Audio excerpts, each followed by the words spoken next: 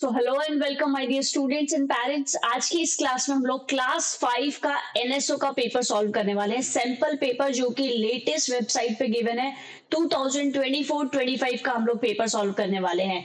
सबसे पहले पेपर का पैटर्न देख लेते हैं बच्चों। There are 50 questions in your exam paper and time is 1 hour. That means 1 घंटे में आपको 50 क्वेश्चन करने हैं। लॉजिकल रीजनिंग से आपके 10 क्वेश्चंस आएंगे, साइंस से आपके 35 क्वेश्चंस आएंगे and 5 questions are from achiever section. Achiever section का भी सिलेबस साइंस का ही रहने वाला है।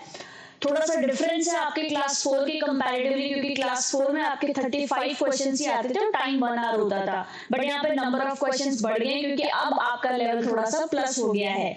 मार्क्स की बात करें तो लॉजिकल रीजनिंग और साइंस में 1 मार्क्स पर क्वेश्चन है, बट इन अचीवर सेक्शन एक क्वेश्चन के आपके 3 मार्क्स होते हैं। क्यों? क्योंकि वहां पे थोड़ा सा आपको अपना ब्रेन ज्यादा यूज करना पड़ता है, थोड़े से डिफिकल्ट लेवल के क्वेश्चंस होते हैं। कैसे होते हैं हम प्रैक्टिस करेंगे। ब्रीफली हम लोग एक बार सिलेबस चेक कर लेते हैं। पैटर्न, एनालॉजी, क्लासिफिकेशन जो आपका लॉजिकल रीजनिंग का अभी तक पढ़ते हुए आ रहे हो उसमें थोड़ा सा एड ऑन हो गया है। देन सिलेबस की अगर हम साइंस की बात करें, animals, human body, health, plants, इन सब से रिलेटेड आपके क्वेश्चंस आते हैं और एचओटीएस में थोड़े से ट्रिकी क्वेश्चंस आते हैं। सो here is the first question from logical reasoning section. क्योंकि हम 24-25 का सैंपल पेपर सॉल्व कर रहे हैं तो उसका पहला क्वेश्चन आपके स्क्रीन पे है। What is the smallest number of shaded squares that must be added so that the line MN becomes a line of symmetry। तो अब सबसे पहले लाइन ऑफ सिमेट्री के लिए हमें क्या चाहिए कि जो चीज आपकी इधर की साइड बनी हुई है वही सेम चीज ये आपकी सिमेट्रिकल, अगर आप लाइन इसको बांध के चल रहे हो तो इधर भी आपके सेम चीज होनी चाहिए। तो यहाँ पे आप देख सकते हो एक यहाँ पे ये शेडेड बॉक्स है, दैट मीन्स यहाँ पे भी आपको एक सिमेट्रिकल शेडेड बॉक्स चाहिए। फिर अगेन यहाँ पे ऑलरेडी आपको गिवन है तो यहाँ पे भी आपको चाहिए, दैट मीन सेकेंड नंबर का बॉक्स आपका ये हो गया। यहाँ पे आपको गिवन है और आपको यहाँ पे भी रिक्वायर्ड रहेगा, दैट मीन्स ये हो जाएगा आपका थर्ड नंबर का बॉक्स। सेकेंड रो की अगर हम बात करें, यहाँ गिवन है, यहाँ पे भी हमें चाहिए होगा बॉक्स, दैट मीन्स ये हो जाएगा आपका फोर्थ नंबर का बॉक्स। देन सिमिलरली इधर सेकंड नंबर का गिवन है तो यहाँ पे सेकंड नंबर का हमें बनाना होगा। थर्ड नंबर का गिवन है तो यहाँ पे भी हमें थर्ड नंबर का बनाना होगा। 4 के बाद यहाँ हो जाएगा आपका 5 and here it is 6। Similarly यहाँ पे गिवन है तो ये हमें बनाना होगा एंड इट इज नंबर 7। यहाँ गिवन है, यहाँ पे बना हुआ है, ये बना हुआ है तो हमें एक और यहाँ पे बनाना होगा। 7 के बाद ये हो जाएगा आपका 8 नंबर। सिमिलरली यहाँ बना हुआ है तो यहाँ पे भी हमें बनाना होगा 9 एंड यहाँ बना हुआ है तो यहाँ पे हमारा बनेगा 10 नंबर और यहाँ पे हमारा बनेगा 11 नंबर। सो दैट मीन्स इससे क्लियर हो गया है कि टोटल आपको कितने what is the smallest number of shaded squares that must be added, कितने आपको ऐड करने पड़ रहे हैं। यहाँ आपको टोटल 11 शेडेड बॉक्स ऐड करने पड़ रहे हैं। क्या बनने के लिए? To become so that the line MN जो लाइन है वो क्या बन जाए, becomes a line of symmetry आपकी बन जाए। तो उसके लिए आपको कितने ऐड करने पड़ रहे हैं? 11। आई hope this question is clear, बहुत ज्यादा डिफिकल्ट नहीं है। सिंपली जो इधर की साइड में डेटा गिवन है सेम इधर होना चाहिए और अब वो हमने कर दिया। Dash figures have at least 1 line of symmetry. आपको बताना है कि कितने फिगर्स में 1 लाइन ऑफ सिमेट्री है। तो 1 लाइन ऑफ सिमेट्री आप देख सकते हो बच्चों की, लेट्स से हम यहाँ पे इस फ्लावर की बात करते हैं तो यहाँ पे आपकी क्या है कि 1 2 3 4 5, ठीक है। तो दैट मीन्स अगर हम इसको बीच से डिवाइड करते हैं तो कुछ इस तरीके से यहाँ पे भी है।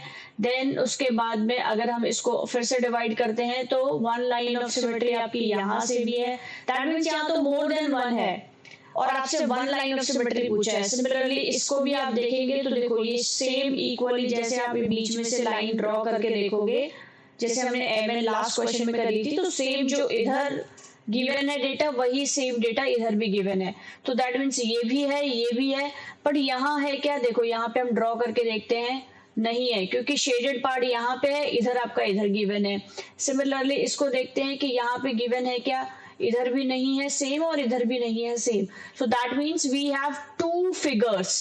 सो what should be the correct answer? A should be the correct answer, right? बहुत डिफिकल्ट नहीं है, बहुत आसानी से आप इन क्वेश्चंस को कर सकते हैं।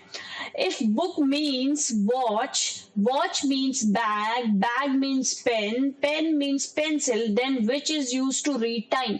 टाइम देखने के लिए हमें क्या चाहिए होता है, उसके लिए हमें वॉच चाहिए होती है। ठीक है, तो वॉच को हमने क्या माना है कि बुक को ही क्या माना है, वॉच माना है। सो दैट इज वाई यहाँ पे आपका आंसर क्या हो जाएगा, बुक।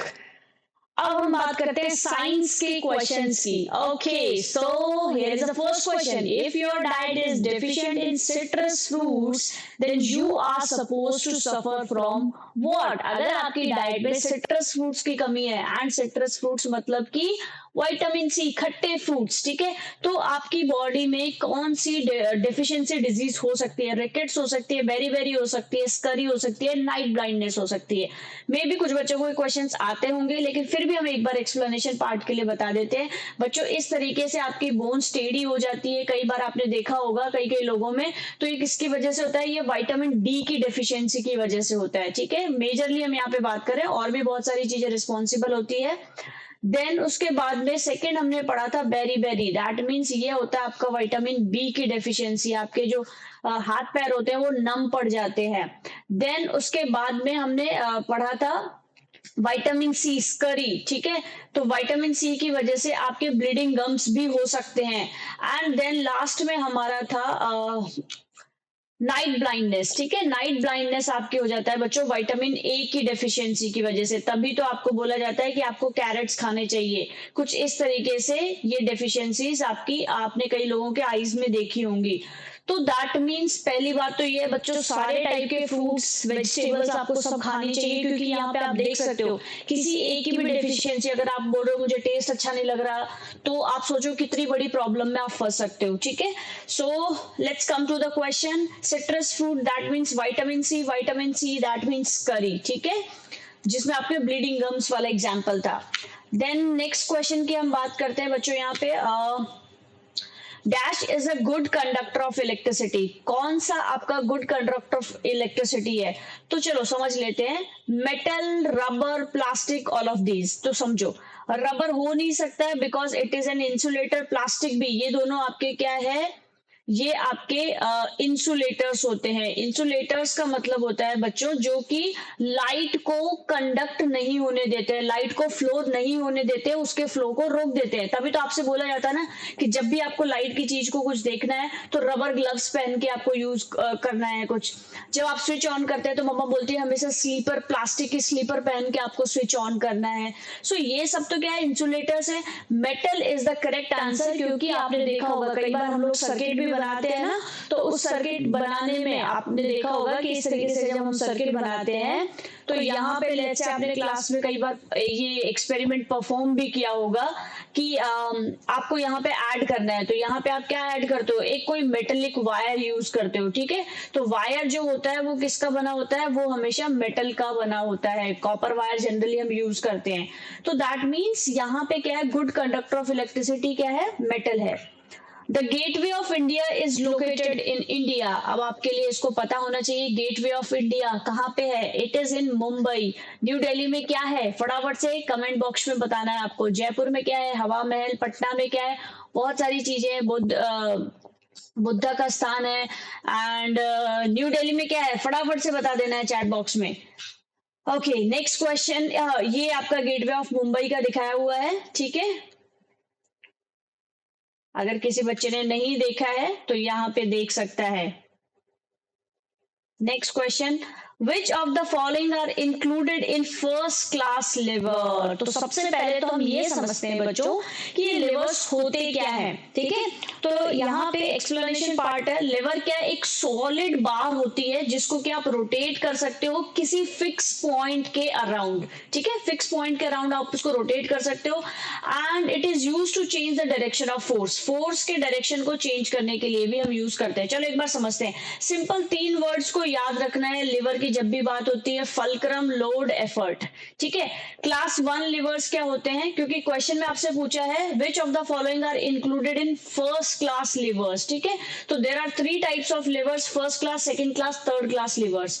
अब जहां पे भी आपका फल्क्रम बिटवीन में आता है, फल्क्रम आपका जहां पे बीच में आता है, तो that is called what, that is called class 1 या फिर फर्स्ट क्लास लिवर। जैसे कि आपने देखा होगा ना, सीसॉ देखा है बचपन में, जब आप एक बच्चा इधर बैठ जाता है, एक बच्चा इधर बैठ जाता है, तो दैट मींस आपका फल्क्रम, आपका जो फिक्स पॉइंट है वो कहां पे रहता है, वो सेंटर में रहता है। बाकी आपका लोड और एफर्ट क्या होता है, मूव करता रहता है। वैसे ही आपने देखा होगा यहाँ पे प्लायर्स में भी ये जो बीच में फिक्स पॉइंट है वो फिक्स रहता है, लोड आपका यहाँ पे आगे की तरफ रहता है, और आप जो फोर्स लगाते हो, एफर्ट लगाते हो, वो कहाँ पे लगाते हो, वो इस जगह पे लगाते हो, ठीक है। तो यहाँ पे ऑप्शन से क्लियर हो रहा है कहाँ कहाँ पे फिक्स पॉइंट बीच में दिया हुआ है, एंड कहाँ कहाँ पे आपका जो एफर्ट है, लोड है, वो यहाँ पे गिवन है। फटाफट से एक बार देख लो, ठीक है। क्लास 2 लिवर की हम बात करते हैं। In class 2 levers load is in between, ठीक है, लोड आपका बिटवीन में है। जैसे ये व्हील बैरो है, तो दैट मीन्स यहाँ पे ही तो आप सारा लोड लगाते हो ना, तो आपका जो फल्क्रम है वो फल्क्रम आपका यहाँ पे लास्ट में रहेगा। देन उसके बाद में FLE, मैंने बोला था ना फर्स्ट में तो क्या होगा, आपका फर्स्ट क्लास लिवर में फल्क्रम जो होगा वो सेंटर में होगा, सेकंड क्लास लिवर में आपका लोड सेंटर में होगा, और थर्ड क्लास लिवर में आपका एफर्ट सेंटर में होगा। जैसे कि आप देख सकते हो यहाँ पे टोंग बीच में से पकड़ के उसको जोर लगाते हो ना, फोर्स लगाते हो। तो अब आप फटाफट से मुझे बता दो, क्या यहाँ पे बीच सेंटर में F है, क्या यहाँ पे आपका F है क्या? टोंग की अभी हमने बात की, ये कौन से क्लास का लिवर है, ये थर्ड क्लास का है। व्हील बैरो की हमने बात की, ये कौन सी क्लास का लिवर है, ये सेकंड क्लास का लिवर है। तो that means 1 and 2 is in option number B. So B should be the correct answer. चलो आगे बढ़ते हैं, next question. Look at the figure. It shows lunar eclipse. Which will be the where will be the Earth in it? ठीक है, there are 2 types of eclipse हमने पढ़े हैं, solar eclipse और लूनर इक्लिप्स। तो सोलर इक्लिप्स में क्या होता है बच्चों, आपका मून यहाँ पे आगे होता है, और लूनर इक्लिप्स में यहाँ पे क्या होती है, आपकी अर्थ होती है, ठीक है। लूनर वर्ड से याद रखना है कि जहां पे lunar word is used for moon, कि जहां पे मून छिप जाता है वो क्या होता है आपका लूनर। एक ट्रिक है कि जब मून छुप जाता है तो लूनर इक्लिप्स हो जाता है, ठीक है। और जब अर्थ छुप जाती है या फिर हम कहें कि मून दिखता रहता है तो सोलर इक्लिप्स होता है। तो यहाँ पे मून छिप रहा है आपका, ठीक है, छिपन छिपाई खेल रहे हैं या हाइड एंड सीक खेल रहे हैं, मून छिप रहा है, तो दैट मींस इस केस में इस तरीके से आप देख सकते हो, तो बीच में आपकी क्या होगी, आपकी अर्थ होगी। अगर यहाँ पे मून होता है और अर्थ इधर आ जाती है तो उस केस में हम क्या बोलते हैं, it is called solar Eclipse. But यहाँ हमें क्वेश्चन में पूछा है लूनर इक्लिप्स के लिए। I hope this question is clear to all of you. Now this is the most important time of our this video, because achiever section मतलब यहाँ पे थोड़ा सा आपको ब्रेन को यूज करना है। सो 3 different types of plants XYZ आपको यहाँ पे गिवन है, XYZ 3 different types of plants were selected by scientists who want to document their method of seed dispersal। आप सबने पढ़ा होगा बच्चों एनिमल्स में कि एनिमल्स चैप्टर में क्या प्लांट में आपने पढ़ा होगा कि सीड डिस्पर्स कैसे होते हैं। तो there are different types, animals के थ्रू भी होते हैं, विंड के थ्रू होते हैं, एक्सप्लोजन के थ्रू खुद से वो एक्सप्लोड हो जाते हैं, देन उसके बाद में आपका वाटर के थ्रू भी होता है। तो यहाँ पे आपको ग्राफ गिवन है, below shows the approximate number of seedlings found at various distance around the parent plant. मतलब पेरेंट प्लांट से डिफरेंट डिस्टेंस पे इनको सीडलिंग्स मिले हैं साइंटिस्ट को। अब वो साइंटिस्ट को जो सीडलिंग मिले हैं उसके बिहाफ पे आपको उस प्लांट का क्या पता करना है कि वो जो डिस्पर्सल है वो कैसे हुआ है। तो चलो दिमाग लगाते हैं, which option most correctly lies the method of seed dispersal of each plant. तो पहले में आपके सीड डिस्पर्सल क्या है, बहुत जबरदस्त हो रहे हैं। सेकंड में आपके जो सीड डिस्पर्सल है डिस्टेंस की अगर हम बात करें तो वो मॉडरेट अमाउंट पे हो रहे हैं। और थर्ड में क्या हो रहा है, नंबर ऑफ सीडलिंग्स तो है लेकिन उसकी डिस्टेंस नहीं बढ़ रही है, ठीक है, उसके डिस्टेंस नंबर नहीं बढ़ रहा है। तो बच्चों यहाँ पे भी आप दिमाग लगा सकते हो, ठीक है, कैसे कि डिस्टेंस किसमें नहीं बढ़ती है, आपको बताना है कि डिस्टेंस आपकी किसमें नहीं बढ़ती है। तो डिस्टेंस आपकी बच्चों एक्सप्लोजन में नहीं बढ़ेगी। देखो ये जो भी ऑप्शंस है, एनिमल दूर जा सकता है, वाटर से भी दूर जा सकता है, अगेन एनिमल से भी थोड़ा डिस्टेंस पे जा सकता है, क्योंकि थोड़ी भी डिस्टेंस नहीं दी है यहाँ पे, सिंपल जहां पे वो एक्सप्लोड हुआ वहीं पे गिर गया। तो यहां से भी आप अंदाजा लगा सकते हो कि देयर इज अ पॉसिबिलिटी आपका सी ऑप्शन करेक्ट हो सकता है। But yes, will check all other options. B, यहाँ पे जो दूसरा ऑप्शन गिवन है यहाँ पे है कि आपका खूब डिस्टेंस पे जा रहा है, ठीक है, और नंबर ऑफ सीट्स मतलब बहुत ज्यादा आप ले जा नहीं सकते हो, क्योंकि एनिमल्स है तो वो खा के लेके जाएंगे या फिर उनकी बॉडी पे स्टिक होके जाएगा, तो कुछ ही सीट्स जाएंगे ना, बहुत ज्यादा सीट्स, नंबर ऑफ सीट्स तो नहीं जा सकते। दैट मीन्स यहाँ पर तो एनिमल्स ही होने वाला है। देन उसके बाद में यहाँ पे आप देखो, जब हम विंड के थ्रू हमारा जो सीट डिस्पर्सल होता है तो पास में तो नंबर ऑफ सीट्स बहुत कम होते हैं। जैसे ही सीट डिस्पर्सल, हवा आई, फूंक मारा, तो पास में तो सबसे कम नंबर ऑफ सीट्स है, लेकिन दूर सबसे ज्यादा नंबर ऑफ सीट्स आपके जा रहे हैं। तो दैट मीन्स यहाँ पे आपका क्या होगा, विंड होगा। सिर्फ जो आपको दिमाग लगाना था वो यहाँ पे था। वाटर में तो हम दूर डिस्टेंस तक जा सकते हैं, जैसे आपने देखा होगा कि गोवा में जो आपने देखा होगा कि वहां पे कोकोनट के प्लांट्स होते हैं या ट्रीज होते हैं, या फिर कहीं पे भी जहां आपने देखा होगा कि जनरली बीचेस के पास ही वो ट्रीज ग्रो होते हैं। क्यों? क्योंकि वो वाटर के थ्रू ट्रेवल करके एक जगह से दूसरी जगह पे सीड ट्रांसफर होते हैं। So that is why C is the correct answer for this question. Okay, I am so proud of you, well done everyone. Answer आना नहीं आना दैट इज सेकेंडरी। आपने कोशिश की, मेहनत की, क्वेश्चन को समझा, आंसर के एक्सप्लेनेशन को समझा, that is more important. And here is the last question of this session. Identify 1, 3, 4, 6 in the given pyramid and select the correct option। तो आपको पता होना चाहिए, जहां हम बैलेंस डाइट की बात करते हैं, फूड पिरामिड की बात करते हैं, तो सबसे ज्यादा अमाउंट में यहाँ पे सबसे ज्यादा परसेंटेज किसकी होती है? यहाँ पे आपके कार्ब्स की होती है, ठीक है। और कार्ब्स मतलब कि आपका क्या हो गया, कार्ब्स मतलब कि आपके ग्रेन्स, ठीक है, जो आपको अनाज से मिलता है। And grain is in option number B. तो यहीं से क्लियर हो गया कि सबसे ज्यादा पोर्शन यहाँ पे किसका होता है, कार्ब्स का होता है, ग्रेन्स का होता है। बट स्टिल अगर थोड़ा बहुत कंफ्यूजन है तो हम बाकी के ऑप्शंस भी देख लेते हैं। 3 में क्या है, यहाँ पे नंबर 3, यहाँ पे तो आपके फ्रूट्स एंड वेजिटेबल्स होते हैं ना, फ्रूट्स एंड वेजिटेबल्स इसके जस्ट ऊपर, राइट तो यहाँ पे आपके फ्रूट्स है। बाकी देखो फ्रूट्स एंड वेजिटेबल्स, और ये दो ऑप्शन तो वैसे ही क्रॉस हो गए हैं।